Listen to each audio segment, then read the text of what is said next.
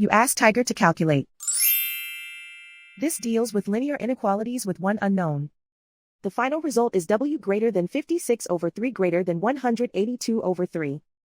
Let's solve it step by step. Isolate the W. Multiply both sides by inverse fraction 7 over -6. Whenever you multiply or divide by a negative, reverse the inequality sign.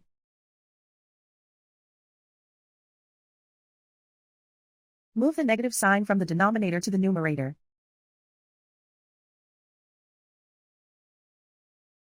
Group like terms.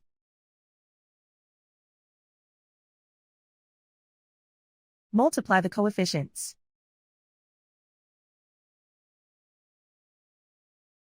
Simplify the arithmetic.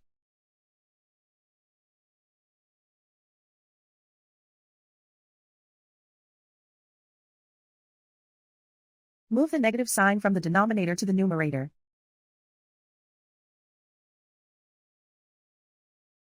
Multiply the fractions.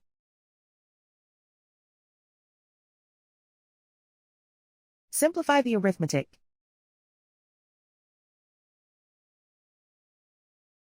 Plot the solution on a coordinate grid.